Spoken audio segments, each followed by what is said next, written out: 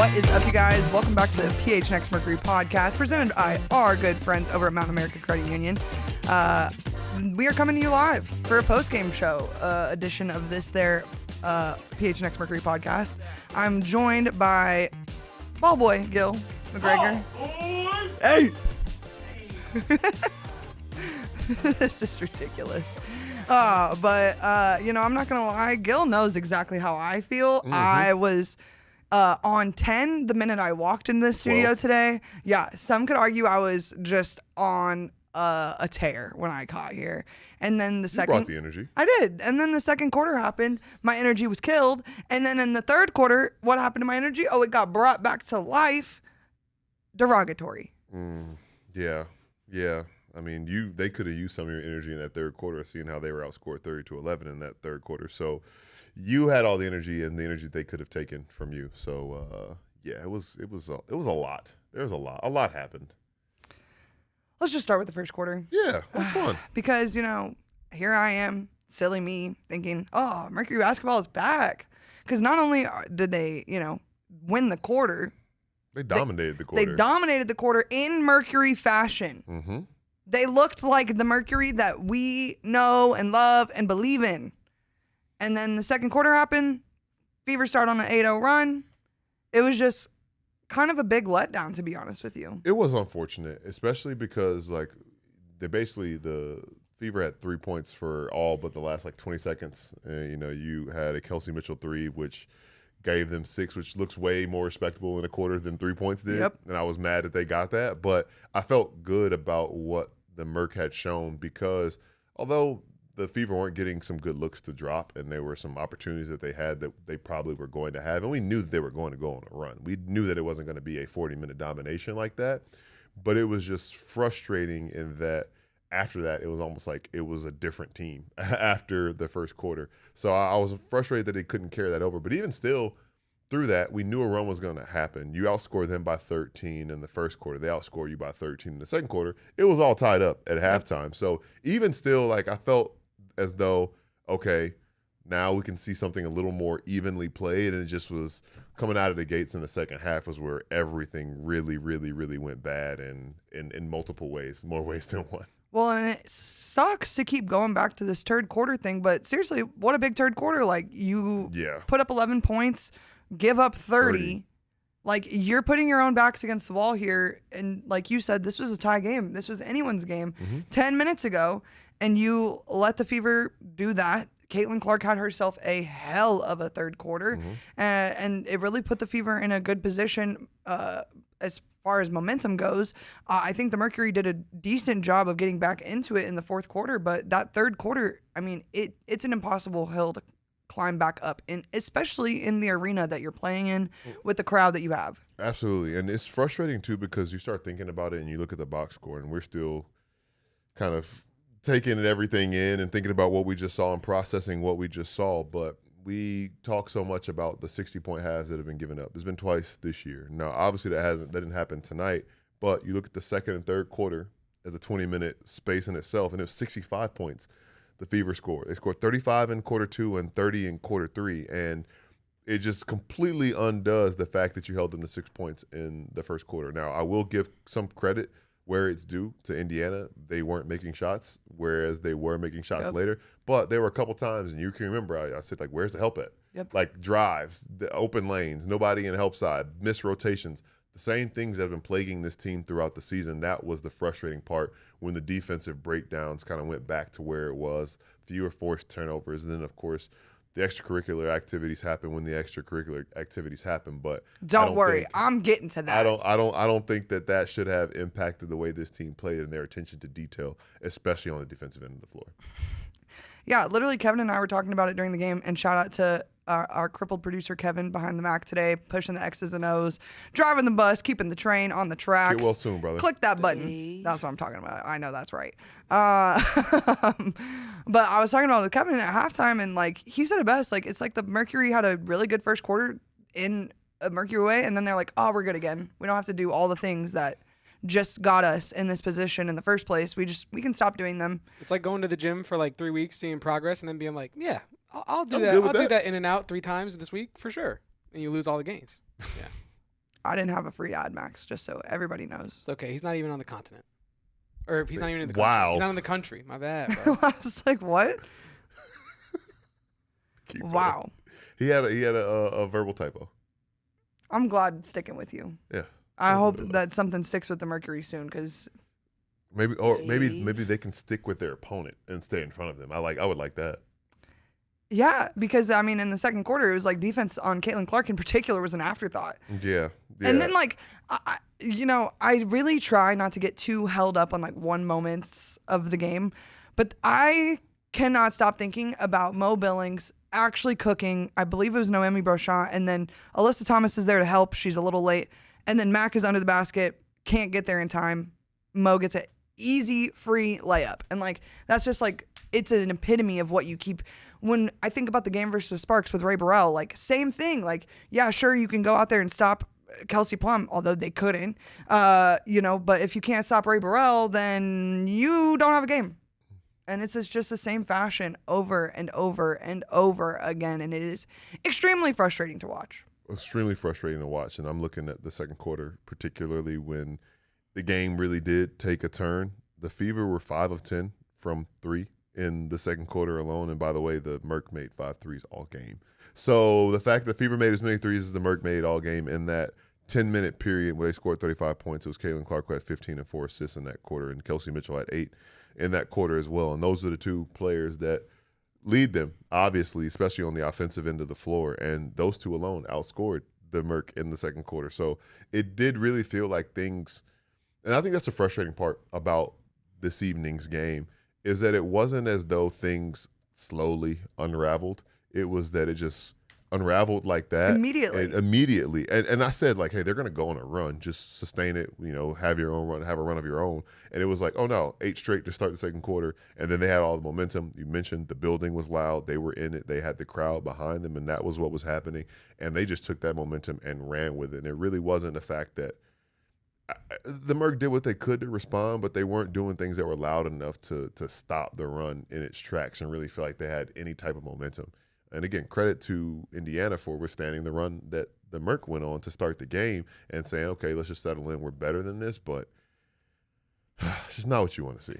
And I don't really like to play the like calling for coaches' heads game, which is why I actually like what JR360 said, because like he's not calling for Nate Tibbetts' head, but he is asking like, when is it time to ask about the adjustments being made in the games? When is it time to start having some serious conversations about what's going on with these rotations? Because this is not a 82 game long season. Mm-hmm. You don't have time to crawl your way back into standings. You just do not have the same luxury that they have in other professional sports, sub the NFL, I guess, and maybe the NHL. But, there's not an extra 50 games to where you can turn things around and suddenly you're going on a 7-game win streak and the streets are talking about you in a completely different fashion. That's just not realistic unless you are the 2025 Las Vegas Aces. Mm-hmm. So, they're putting me in a situation where I don't really like it, but it's like, and obviously there's been some change within the team. Mo has been out. Right. Everybody's talking about Sammy, who is, by the way, I think you're right, CLB. I think she's on week 7 of the 6 to 8 week window. I think Steven said last week that she was on the 6 week window. So by my math and calculations, that would be 7 weeks now. So hopefully we see Sammy Whitcomb back soon, but nonetheless, like, it's just not good enough with these rotations right now. Yes. I mean, I was going to say you have to acknowledge the fact that Mo was unavailable tonight Smooth sweatsuit on the sideline, by the way. She looks so cool. She looked very cool in the W jumpsuit, the vintage one. I will be buying that. Yeah. I don't know where I'm going to find it, but I will be purchasing. That was perfect. That was an ad from her for you, but whatever. Anyway. Mo got Riz. Like, look at her in that outfit. Courtside, are you serious? She's rocking it. For sure. If they made it in a men's cut, I probably would cop it too, but I don't think they do. I'll leave it for the ladies. They probably do. You could get like a double XL. It could be for the ladies. It could be for the ladies. It probably looks just cool. Yeah. Well, anyway, besides the point, with her being unavailable, that was a big fix for some of the problems that we saw. And the Sammy situation, I don't know. I don't want to read too much into it. I think it's been a big leap and a big step in the right direction that she's traveling with the team now. Saw her sitting on the bench and having a lot of energy when I went to the game on Wednesday. She was there. She had a compression sleeve on that knee. So I think that would, at least for me, say that she's been doing some things actively, and that was just part of the recovery process. So it seems like it'll probably be on the longer end of the timeline that was given for her potential return. But ultimately, you got to play who's in front of you, and I think that or who's available to you. And it's clear that they're still trying to find the right combinations. And here we are, 18 games in the season, and I understand the frustration with that. But the question would be, given what this team does have injury-wise, availability-wise, what could be different? What would you like to see that's different? Because I recognize, and I think it's very valid to be frustrated and say, okay, the coach isn't pressing the right buttons or the coach needs to be doing this or that. But I think the question is, like, what is it that could be different? What should be different? Is it different rotations? Because, reminder, you are limited in who you can play. So what do you do from there? Well, and Lexi's given them good minutes, but the reality is Lexi Held can't play defense on the other team's best player for 40 minutes. Right. She's just not that level of player yet. So, it's a big ask. I can't think of a whole lot of players who can do that. So, that's no slight at Lexi, but, she needs the assistance of Monique Komakani alongside her to be able to kind of counteract what they are able to do with each other. That said, Gil, from your perspective, like as a basketball player, you play the same team two games in a row, not on true back-to-backs. Mm-hmm. But I would think that the first game is the gotta have it of the two. Yes. Especially in their arena. Yes. It's one of those things, and we saw this earlier this year in New York. And if I remember correctly, the first game of the two was a little bit closer, and the second game was the one that got out of hand when things escalated with the run, or maybe you have it backwards. Regardless, they always say, the old saying goes, it's really hard to beat the same team 2 times in a row, unless you're on your home floor. And in a lot of ways, it does feel like the playoffs. It feels like you're on the road with the team that has home court advantage. And this is, much like many of the teams that we've seen the Merc play this year, a desperate team that, as we talked about last week, lost in some demoralizing fashions to Atlanta, which is a rivalry for many reasons. So you knew they were going to come in with a certain type of want and will to try to get back on track, just as you're trying to turn the corner and figure some things out and continue to build on the win that you had on Saturday. So this one was very much a gotta have it. We talked about getting greedy on this trip and getting 3 wins on this trip. Well, that's out of the window. But listen, I said try and go 2-1 on this trip, split these 2 games. There's a lot of things that precede this matchup. You saw some things that worked in the first quarter, and you saw some things that worked when things settled back in kind of towards the back half of the third and the fourth quarter as well. So can you take that good? Can you look at the bad? Because this isn't a burn the film game. You really need to lock in on how you gave up 65 points in that second and third quarter and try to correct some of those things. Also knowing that there's going to be some extra behind the game on Wednesday as well. Well, and, let's just talk about the extra because I'm itching to do so, to be honest with you. 8-minute mark in the fourth quarter. That was what it was? When 8-minute mark in the fourth quarter. 6 technical fouls were assessed in a span of 13 seconds. Yeah. And so 2 of them on the Mercury, I believe. And don't tell me. I want to go off my eyeballs, okay? Yeah. It was Jovana Bonner and Alyssa Thomas. Yes. And then on the Fever side, it was obviously the one tech on Myisha Hines-Allen and then the other tech about 10 seconds later. Yep. And then you got Sophie Cunningham. One more, right, that I'm missing? Caitlin Clark. Yep. The only one that actually, was worthy of the actual technical foul shot, I guess. I'm kind of surprised Hines-Allen didn't get one. She got 2. She got 2. Oh, my bad. I missed that. I'm like, she got ejected, bro. No, my bad. She got thrown. My bad. Anyway, you were saying? I just can't. I will say this, and caution my own self in saying this on the internet, but there is not another team in the WNBA that would be allowed to act the way that the Indiana Fever acts. Not a single other team, not the best player in the world, Asia Wilson, would be allowed to act the way that certain players on the Indiana Fever acted tonight.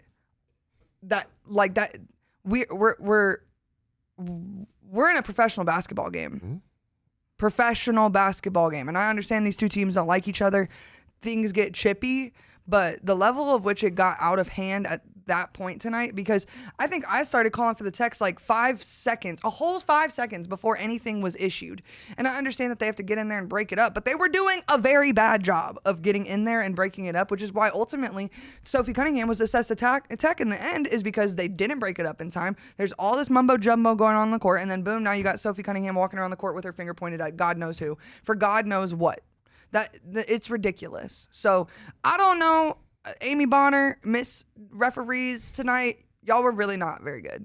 And I say that most respectfully. I know that this is a hard job, and y'all are under the microscope right now. Honestly, probably more so than any other league in the country right now. But holy cow, that is just not. This is not allowed. And so I don't know who has to be the one to step in. At some point, I would hope that the coach would do something about this level of aggressiveness on the court, but she doesn't. She subs Sophie out. Then a whopping 2 minutes later, subs Sophie back in. And who is she guarding? Oh, DeWanna Bonner, the person that she was just beefing it up with 85 seconds ago. That is not doing what you can to avoid conflict. And I understand that the game is not called avoid the conflict, but there are things that you can do to keep these players safe, and we are not doing those things. That is not cool. These players are put in these positions.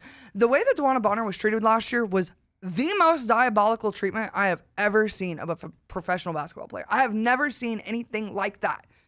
And so for her to be subjected to that now again, a year removed from the situation, is insane. And I don't understand why this continues to happen. And it's like this in every game for the Fever. And listen, y'all can ask anyone that knows me. I am a Leah Boston stan through and through. I love that lady down. Raven Johnson, I was rooting for you in the Natty. I really was. But oh my goodness gracious, there is no way that these players are allowed to act like this in a professional basketball setting. If they were at the pickup at the unnamed 4-letter organization, maybe I could understand. If I was the referee, I could maybe understand.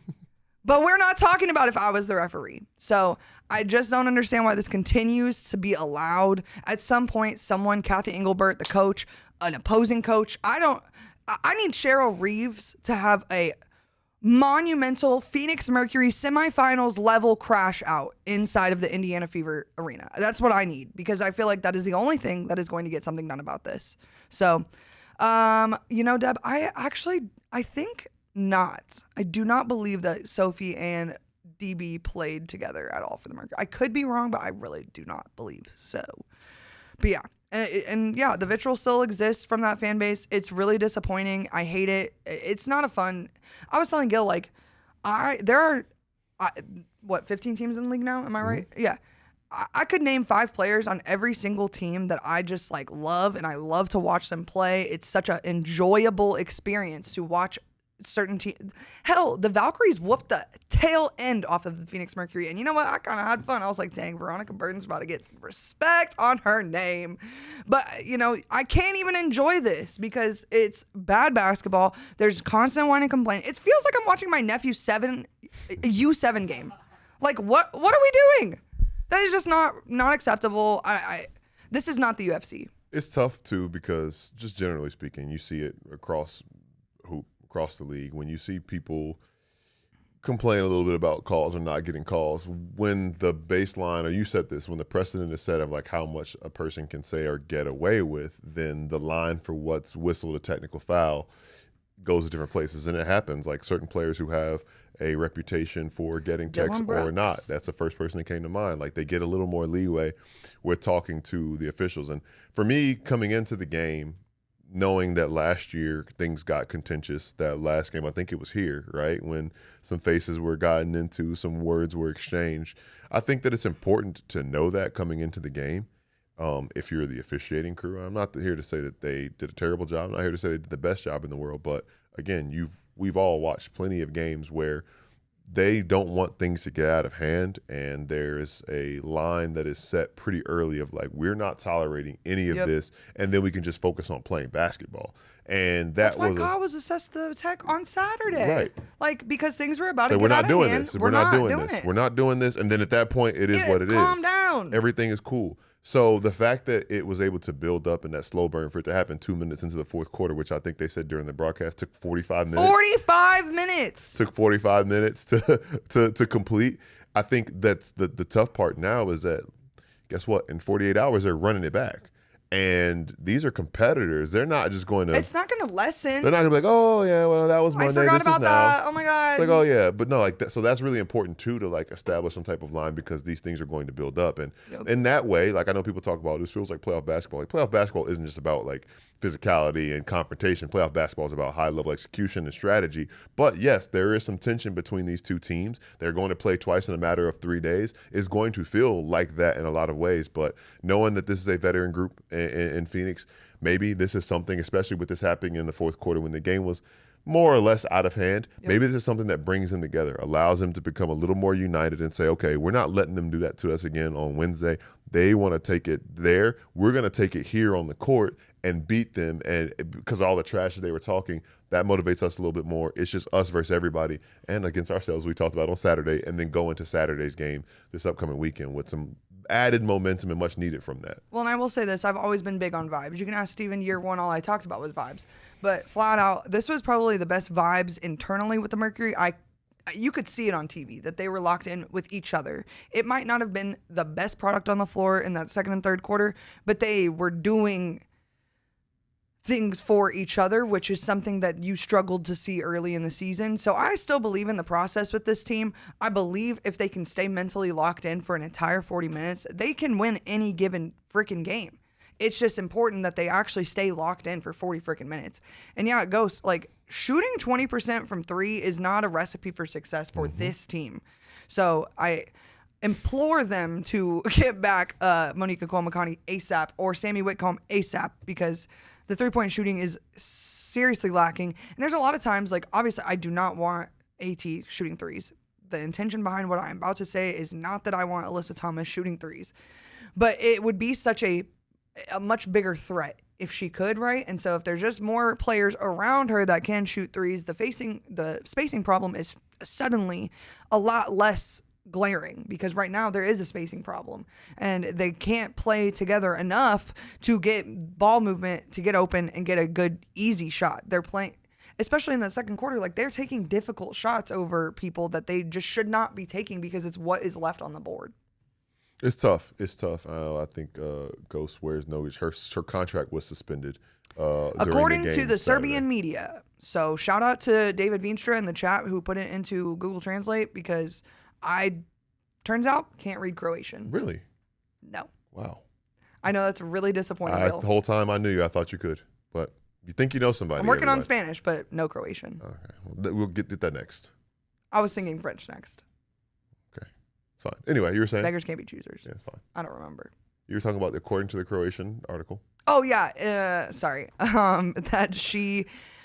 the quick bit that I read looked like there was something not, she wants to rest and she wants to play for the Serbian national team in the Euro Cup in 2027. She has the opportunity to lead them in this tournament. It's I was talking to my friend about this pregame today. Foreign players need to want to play in the WNBA, and if they come to the WNBA and their situation or their experience is not 100% awesome, I would want to go back home too. I don't know where I'm going to get my food. I don't know where my coffee is coming from. I don't have a car that's mine. My apartment is somebody else's. My bed is somebody else's. Where's my dog? Where's my boyfriend? All of the above. And so if my experience is not 100, I probably too. A lot of boxes to check. Would tap back and be like, maybe this isn't for me. And I don't know what, I'm not starting the rumor mill here. I am just saying that she is not here. The Mercury has suspended her contract, and allegedly, it doesn't look like she's coming back. Any thoughts?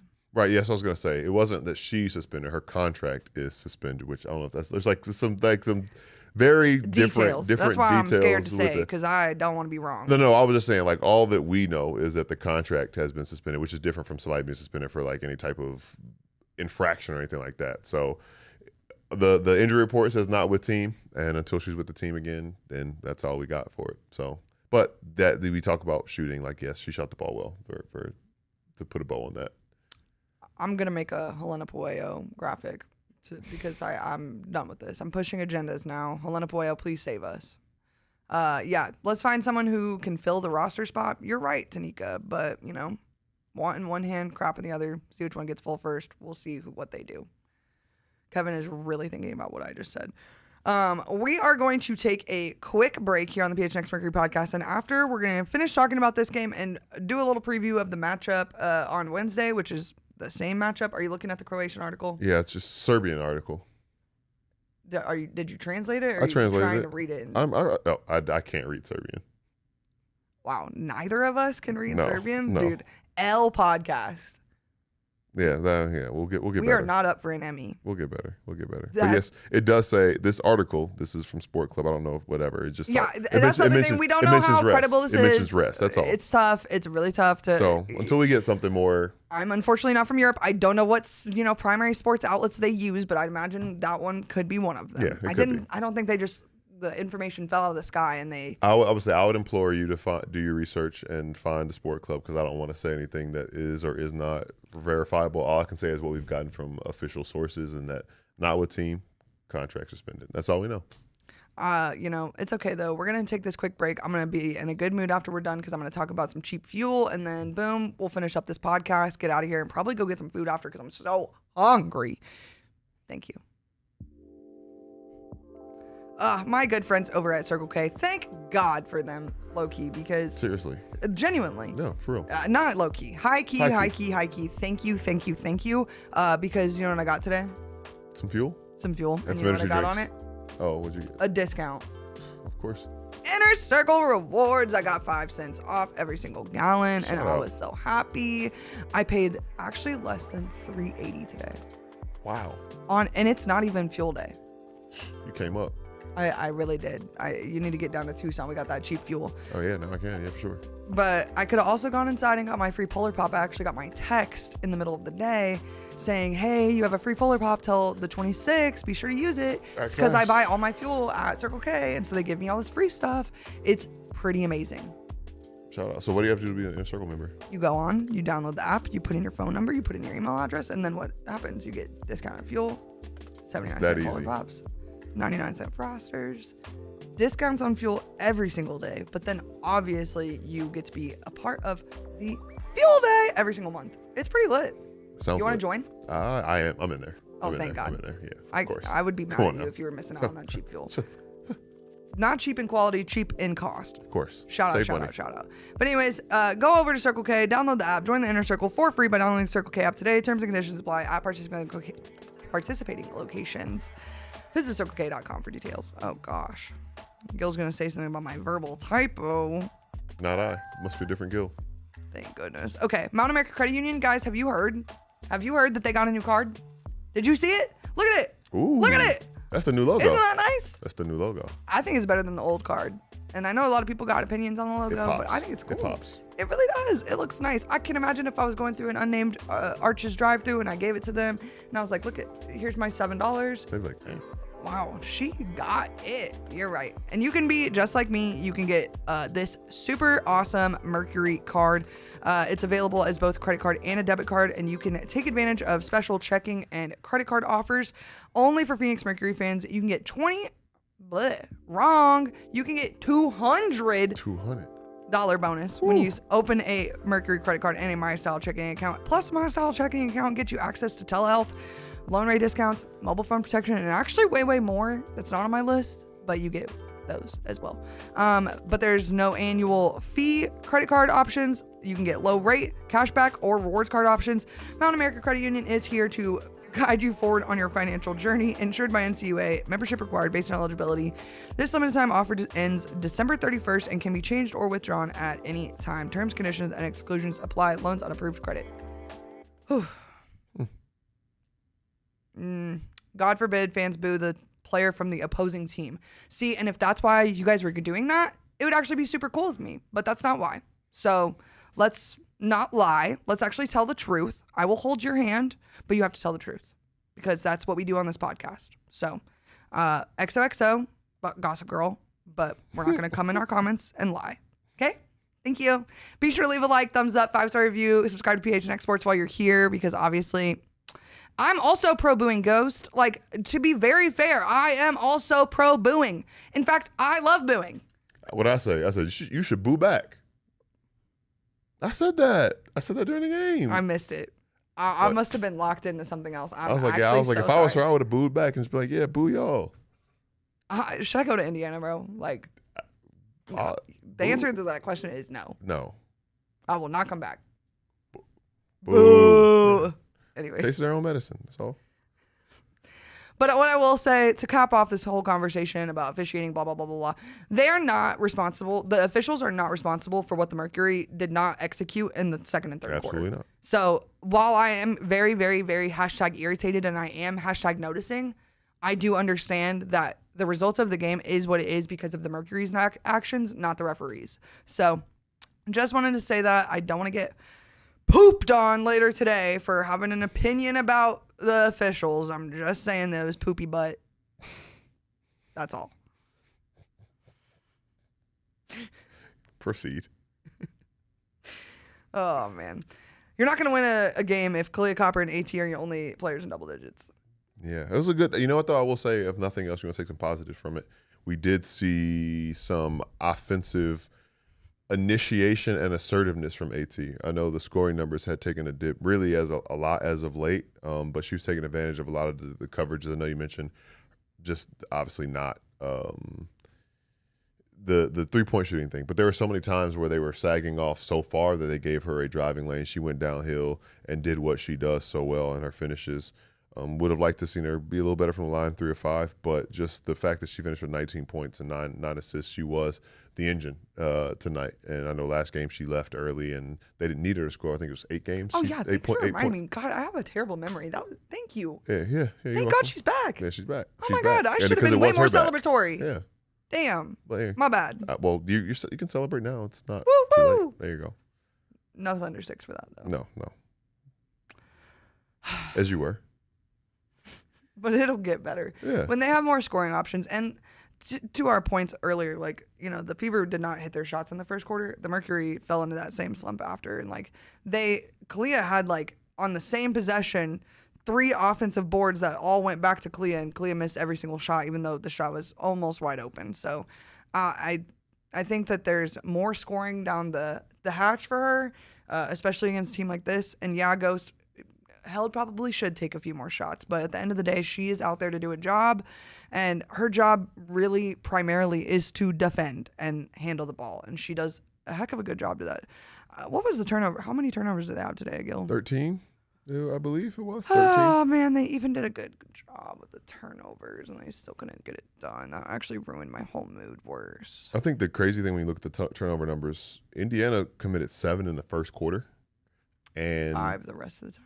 8 for the rest of the game. So, like, they really did clean it up as far as that goes. And they couldn't – because it was just such a bad – like, you know, they held Indiana to 2 of 18 shooting, 2 of 12 from 3, 7 turnovers that you converted to 8 points. But then for the rest of the game, they only got 9 more points off turnovers in the last 3 quarters. So, thinking about some of the things we talk about Mercury basketball and things that you want to bottle up from this game, because the Fever have been plagued by turnovers a lot lately. And they play the game at a fast pace, and sometimes turnovers come with that.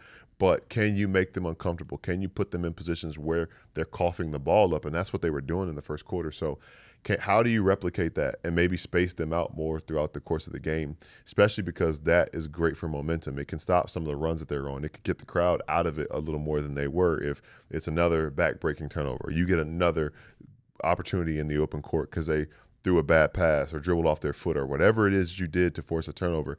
Can you do more of that in the second and the third quarter to stop them from getting 30 points in those quarters? Because I don't think at this point this team is going to win very many, if any, games if they give up one 30-point quarter, let alone 2, let alone back-to-back 30-point quarters. It feels like a very low bar, but I think that's a big step moving forward. Let's just nix these 30-point quarters you're conceding. Like, no more. Can you do me a favor on your little sheets there? Yeah. There's a fourth quarter sheet, right? Yeah, of course. How many points in the paint did they have in the fourth quarter? Fourth quarter. Let's see what we got here. Let them cook. Mercury had 10 points in the paint in the fourth quarter. Fever had 4 points in the paint in the fourth quarter. 10 of 15, 10 of 25, I'm so sorry. Of their fourth quarter points came in the paint. That's not too bad. What about the entire second half? In the second half, we have got... Sorry, I'm making you play word search right now. I'm here. 16 of the 36 Mercury second half points were in the paint, whereas Fever's had 18 of their 45 points second half were in the paint. Because I feel like after the first quarter, the Mercury started settling for either A, mid-range jumpers, which we have already established that is the manure strip for a reason, but then B, contested threes. And that's not a recipe for success for the team. And, you know, like AZ Sports All Day says in the chat, like, the head coach needs to understand that if they're going to call those texts, they're going to start calling everything after everything. And that's why the fourth quarter took 45 freaking minutes, is because they were calling, they probably called a zillion fouls in the fourth quarter. So you need to make adjustments, drive to the rim so that they can get some easy shots. And that would be at the free throw line. And that's where all the, for lack of a better term, milk for this team is in the paint. So, if you can get to the paint, get a paint touch, and either A, spray out, or B, make the layup, we're in business. I'm just glad the Mercury didn't lose by 2, or that Kiara Linskins layup would still haunt me. Forgot about that. I did. Wow. Yeah. I could never. And to your point, 14 of the 19 points in the first quarter were in the paint. Yeah. So that was like really the dominating thing. They were 7 of 9 in that area as well. And we didn't even do the by the numbers, Gil. Yet. It's never too late. Is it too late? T. By the way, she said the more she plays that, the more it sounds like you saying that. Yeah. Like it does sound like you. I don't hear it yet, but maybe more I hear it. I don't know. Let me know at the end of the season what you guys are sure. pondering. Okay. Yeah. All right. So are we looking at these numbers? Yeah. NRD, Rob. Yeah. The called off basket was arguably one of my most voluminous, loudest moments in this entire studio.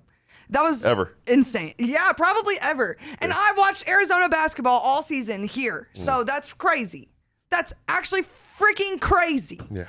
Jaden Bradley got nothing on that called off bucket. Sorry. Love you, JB. Can't wait to see who I'm an NBA fan for. But oh my God. Anyways, by the numbers, Gil. You want to take it away? By the numbers. I will do the honors if we want to call them honors. We can look at some of the numbers that stand out. Obviously, the most important one is that it was 86-77. Fever shot 42% from the field to the Mercury's 41. The three-point shooting is what really stands out. 29% from Indiana, which is not great, but they made 10 threes to the Mercury's 5, and they were 5 of 25. They shot 20% from 3. Mercury took care of the ball, 13 turnovers to the Fever's 15, but they were out-rebounded 39-29, and that was a big one. Mo Billings with a double-double, had 14 points and a game-high 10 boards, and then Aaliyah Boston added 9 boards as well. So their front court really did clean up on the boards. And then points in the paint, as we talked about, 40-26, but that goes hand in hand with the fact that the Fever were able to outscore you by 15 from beyond the arc. Which number stands out the most? The rebounds. The rebounds, right? The 39-29. And y'all know how I feel about honk Natasha Mack, but today was not her brightest game. Not the best. It was just not a performance that I will find 5 myself. offensive rebounds, but only 2 on the defensive glass, which just needed a couple more of those. I mean, Mo Billings has 6 offensive boards, so that's something that for my mental health, I'm going to pretend that what you just said was AI. Okay. Yep.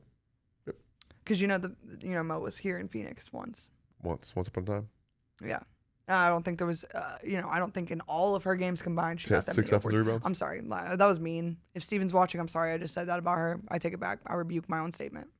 That was not nice. I think that's all you got to say after you say something really mean. Just rebuke your own statement and you're good. You canceled it out.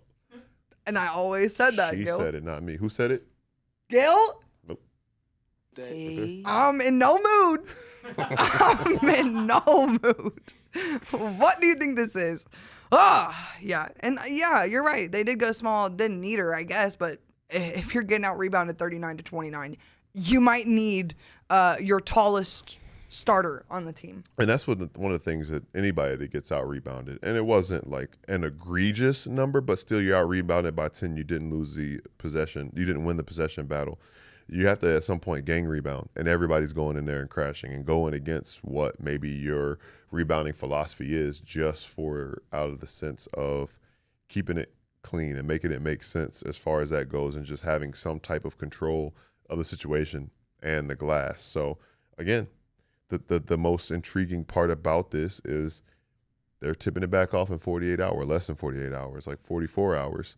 And you have an opportunity to clean up some of the things that did not go well and go well in your favor today. Can you win the battle of the glass? Can you continue to go in the paint? Can you shoot the ball better?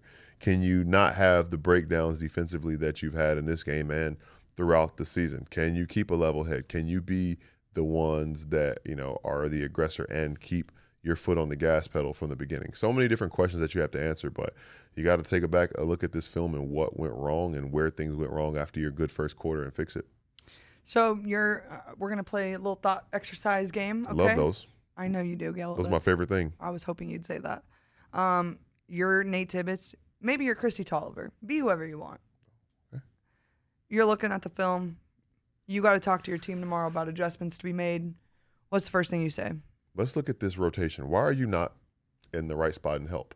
Why are you not staying in front of your person right now? And why is this happening in succession? Why are we losing people? Why are we not making them uncomfortable defensively? Honestly, I probably would show the good first. I would show the good parts of the tape. Hey, we did this really well in this point in the first quarter, and this point in the first quarter, and this point in the first quarter, and this point in the fourth quarter. All right, now here's what it looks like when we don't do those things. Here's what it looks like when you aren't adding this pressure. Here's what it looks like when you're letting them get comfortable offensively. Let's fix that. Let's make this our identity. Don't we want to be a team that people are annoyed to play against? Don't we want to be a team that makes you really work for everything you get on the offensive end? We want to be a team that doesn't concede 30-point quarters. All right, cool. Do these things that we did. So I think that would be my thought exercise. That would be my approach as far as that goes. I don't know what stands out to you, though. I think you're right. Just stick to your person. Guard your yard. Yes. Something we talk a lot about on the Wings Pod. We say a lot here too. Yeah. It's just like you have to stay in front of your person. That's an assignment. We talked a lot about trust on Saturday after the win versus Seattle. And yeah, granted, we're talking about two completely different caliber teams here.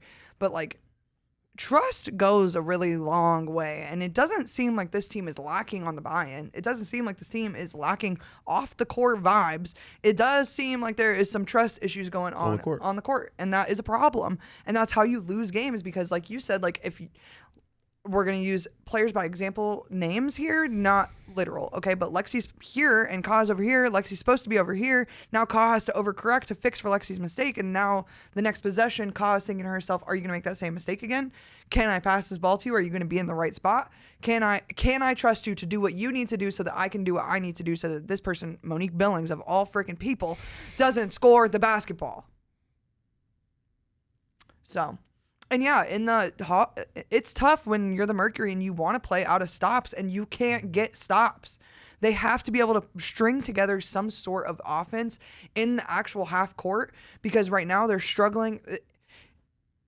Stephen really gave me hope about there being more ball movement in this season. And the ball has moved for sure, but like they have to truly share it and believe in the sharing that they're doing in order to get great shots. Because right now they're barely getting what I would argue is good shots, let alone great shots. It does feel, as there's my verbal typo. It does feel like there's a lot of disjointedness, and I think it's a lack of trust that stems from a lack of chemistry. And you can have all the off-court chemistry in the world, and that doesn't necessarily always translate to on-court chemistry, because as you mentioned, it feels like a team that likes one another and they want to succeed. And I even think back to the dream game before things got out of hand and things got away from them. To see the way the team was cheering for another's success. I think Mo had just gotten back to the States. Like, everybody was really vibing, and it felt like something there was special. So I don't doubt that we aren't seeing a team that's infighting and arguing with one another and doesn't understand that. Like, that's and they're definitely not quitting. And they're not quitting on the journey. It's one of those things where it's like, man, like it's just like I think back to when I took calculus. I sucked at calculus. I took it twice and I didn't do well. But it was one of those things like I was trying really, really, really, really hard, but when it came down to it, I just didn't understand it. Like there are these weird symbols and figures and things that I just do not know how to do. And I think that right now they're trying to solve this equation. They're trying super hard. It's not for lack of effort, but the things they're trying are oftentimes taking them further away from the answer than they actually are, and it's frustrating, but they're still going for it. We're not seeing a team that quits, and I think they're going to continue to try so long as they're out there and the ball is being tipped and they have 40 minutes to figure it out. So if nothing else, like the record is not pretty, what we've been seeing on the court has not been pretty, but at least you can say you're watching a team that's trying hard and not quitting. And I know that sounds like a participation trophy thing, but there are teams that at some point they just quit, and it's just a frustrating experience to watch, and it could always be worse. Well, and I think it was probably 4 minutes to go in the fourth quarter, and I told you, like, oh, well, at least Ka is fully exerting herself on defense. Like, you know, because oftentimes if she's having a tough shooting percentage night or the team just isn't performing up to what her standard is, which is a high standard, she does not give 100% sometimes. And so to see her continue to pour and pour and pour into this team is at least something that gives me optimism for what could come in the future. I'm not calling this a 2025 Phoenix Mercury finals run, but I am calling it optimism for what could be with this team if they can replace Yo-Yo's points, because that is I think she was 7th in the official rotation if you do all the math and whatever, but after Mo came back, but her points did mean something, and you have to respect her on the court no matter pretty much where she's at. So they need to find a way to replace this scoring and get stops in a consistent manner. I know it sounds so easy. It's like we're teaching elementary school, but like it's not that easy apparently.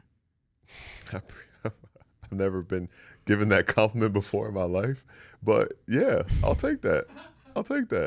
Okay, yeah, I'd be distributing orange slices on the pitch. My mom was that team mom, so I got a good example for that. Do you bring snacks to the men's league? I should. You should. I should. Orange Everyone slices would like you. That's how Kevin got help. Joe brings buckets to the men's league. Ooh, that's kind of fire. We don't need our best player bringing snacks. I'm just also, saying, who's Kevin. to say that people don't like me already? I'm just saying. Kevin was just talking about how grateful he is that everybody's helping him with production, and it's because he is a nice guy who also occasionally brings cookies. That is true.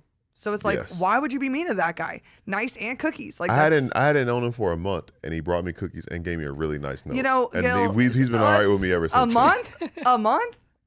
It was less than a month. It was like 3 weeks. What? Yeah. It was just timing the way it worked. This is a crime, man. A crime against me and Kevin's friendship. Sorry, I didn't mean to tell on anybody. Dude, that's crazy. But no, #hurt. But no, seriously, I forgot my train of thought with everything we were talking about with this team. But I think the biggest things, I know oftentimes when we kind of wrap, we start to look forward, and this trip continues. And I know we'll be back talking after the game on Wednesday, on Thursday. But I think the biggest thing is, okay, you don't have your full complement of players. What can you do to make up for that? And you have some offensive deficiencies right now, and I think that none of us are shying away from the fact that that's the case. And it's a lot to put on Ka to just, go out and score 20, 25, 30, 40 like she did not so long ago. But, okay, how can you be menacing defensively? If you're going to have a team that just can't score right now, like, can you drag other teams into the mud? Can you make the game a rock That's fight? why they were so successful last year. They were just, you're playing against a brick wall. Yeah. There's a reason, like, Steven's always talking about keeping your shell intact, and it's because the Mercury were so damn good at doing that. So I need them to do that again. Let's get back on track. Maybe Kevin needs to go produce for the Phoenix Mercury to keep the train on the tracks. I don't know what that means, but put me in, coach. My favorite. Haslam home soon. Yes. Shout out Udonis Haslam. If you know, you know. Anyways, all right. But yeah, I think just like looking forward to Wednesday. We talked so much about what they're gonna talk about in the film session and all of that. But the biggest thing is just look like if you're gonna have to have this identity, because I know at the beginning of the year we talk so much about letting it rip, and this team wants to take 25, 30 threes a game, and they want Ka taking 7 or 8 threes a game, and all of these things. If the shots aren't falling, it's no longer, oh, maybe this team is like in a slump right now. Like, this is maybe just their identity on that end of the floor until they have everybody and everybody's healthy. But okay, how can you make games a rock fight in a figurative sense, not literally, but how can you make this a rock fight? How can you make the game ugly? Because you can win games like that. You can win ugly. I think this team can do that. I'm not saying that as a derogatory thing toward this team either. Like, that's a compliment that you have a way and a clear identity, a way you can like drag some teams down in the mud and you can out tough them in those situations. So do that. You can do that with this team. I think that Indiana, for all they are, a talented bunch, we know the talent speaks for themselves. 2 former number 1 overall picks, a max player in Kelsey Mitchell who gets after it offensively and one of the quickest players in basketball. But what happens to them if they are feeling very uncomfortable offensively and the final score is being decided in the low 70s, mid 70s? Like what does that look like for them? And can you take that identity and can you impose your identity on other teams that you play? Because you're going to have to redefine things in real time. But that's probably the only solution right now. As we look ahead, we got obviously the Fever again on Wednesday. No post-game show. This is your FYI. Don't say I never told you anything. I'm telling you right now, there's no post-game show on Wednesday, but there is a show at 5:30 on Thursday. So be there, be square. If you're not, I will be very, very sad. I mean very. But then they head to Toronto on Saturday at 11 a.m. What a disgusting time for a basketball game, but get your brunch ready. I don't want to do that. Just get you some OJ, some whatever. I don't know what your favorite breakfast foods are, but French toast. French roast. French roast breakfast makes sense. French roast. Yeah. French roast, French fries. I got French toast and French fries one time, and that was a really good combo. Underrated. Anyway, yeah, I think that's a interesting 2 tests. Obviously, this is a rematch on Wednesday, and you have an opportunity to correct some of your things. And then Toronto, they are a team that you lost to earlier this year because you let their prolific guards have prolific games. Only one of them is probably going to be available on Saturday, but how can you figure things out? And that's a great point. New Dawn says that the roster construction isn't really for that, and they didn't really hammer that home at training camp. And you're right, but unfortunately, that's kind of one of those things where it's like either you try to figure something out in real time, or I won't say it's a lost season, but that's kind of their only option, it feels like, at this point, until they're at full strength. So maybe can they do it for 3-5 games at a time and just try to have a stretch of games where they play over 500 basketball to get closer to 500? Because, after tonight, you're 8 games under, which is a lot, but at the same time, when you start thinking about, look, just go 3-2 a couple times, or go, and all of a sudden there's enough time. There's still 26 games left. So if you can string that together enough times and try and get to 22-22 when it's all said and done, they can make the playoffs at 500. Yeah, they can, but it's just an uphill battle, especially seeing who's ahead of you at 500. But the tough part is just looking back, and there are a couple that they should have probably gotten that they didn't get. That's what's going to hurt more so. But you can't look back. You can't trip off what's behind you. So, yeah. Just be better moving forward. It's going to be a fun week of basketball. It should be a fun week of basketball. The NBA draft is here. I'm really excited. I'm an NBA fan free agent. Really? Officially, fully? Well, I mean, the trade's inevitable. And so. Yeah, it hasn't happened yet. I mean, Koa, Braden, and JB are going to go some. You have plenty of options. It's true. Right. I get my pick of the lot. And then I can pick the one with like the cutest colors or the nicest coach. I don't know how. It would be tough for me to pull for Dusty May, not because I dislike the guy. The guy seems great. Imagine this. Imagine. I'm listening. JB goes to a team and you like their colors because like they have the same colors as the Merc. Like, what if that happened? See, and I'll be honest, I would be so happy. Just throwing it out there. And I keep hearing like, oh, they want to make Book a point guard. They're trying to make Book a point guard. I know a point guard. Yeah. Hey, I know a point guard. He's pretty good at it. He's really good. He'll pass the ball. He will not take a shot all game if you don't want him to. Genuinely. just say the word. So I'm a free agent. I'm excited for the rest of the week to come. Yeah. It's going to be a fun week. Show on Thursday at 5:30. Is there any other housekeeping items I've forgotten? How are our teams doing in the World Cup? Do you know? Spain is crushing it. Thank God. They're still favored to win it all. We have something to live for. Oh, are we competing for that? That's what Spain wins, we get that. Do we get to drink it, or do we just have to look at it? No, we just look at it. We're not going to open. Yeah, that's what it's for. Responsibly. Here in studio. Responsibly. With a DD. 21 and up only. Responsibly. But, yes, the 1942 trophy will be ours if Spain wins. That's what we're doing it for. I didn't even see that. Yeah. Wow. I was going to be mad that means I apparently don't read the Slack messages probably. Go Spain. It was kind of I'm not here all the time. It's also more so in like one of the ads for that. So I understand how you would, because we've never done that ad. So don't worry. It's a pretty bottle though. It's very pretty. It's a trophy. It's literally a trophy. I mean, it's made to look like a trophy. Never mind. Like, you guys can see it behind us. It's cool. That's fun. I would like to drink that on camera. Go Spain. Last year I got to chug beer on camera, and this year I haven't got to chug anything on camera, and that's not my favorite. So maybe we can get that done. Spain. Vamos. Spain, please do me a favor. Win the World Cup. There you go. Gosh, I'm still thinking Espo is a cheater though for pulling all the. I know, it's kind of wild. All the good that's teams. not really nice. Yeah. But I guess I forgive him for now. Is that the guy you were talking about today? Lamine Yamal? Oh no, that's not the guy you're talking about. No, he's French. The guy talking about he's French. But Lamine Yamal is Kylian Mbappe. Mbappe. Allez les bleus. Yeah. Nah, Lamine Yamal. They said he's like second all time in World Cup goals. That's pretty cool. Correct. Oh, that reminds me. Tweet. I have a tweet to talk about really quick before we get out of here. Yeah. Where the heck is it? It's from Shane Young. Young NBA. Young boy. NBA young boy. Where did he go? Alyssa Thomas moved all-time fastest player in WNBA history to record 500 assists with a franchise. She surpasses who? Who, Gil? Caitlin Clark. Doing it in 4 fewer games. Alyssa Thomas has 500 assists in her first 56 games with the Phoenix Mercury. I'm sorry, did you not understand? One more time for good measure.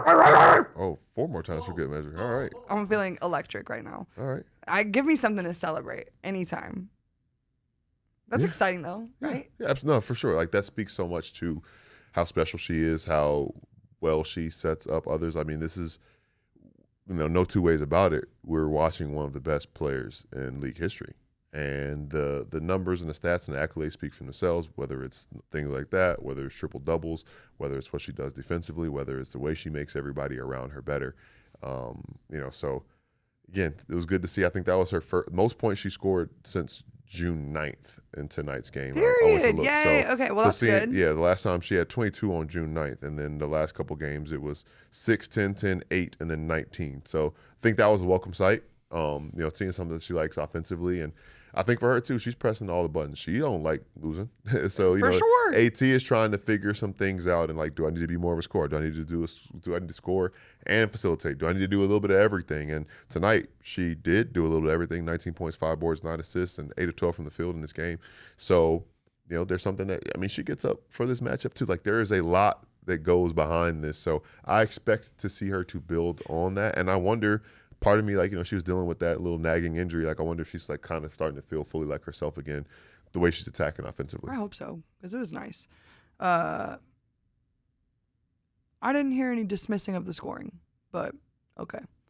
The new Dawn, you're new here. I've never seen you in our chat before. Welcome to the PHNX Mercury podcast. We don't dismiss Alyssa Thomas in any way here on this podcast. So, shout out to you for joining us on this fine programming.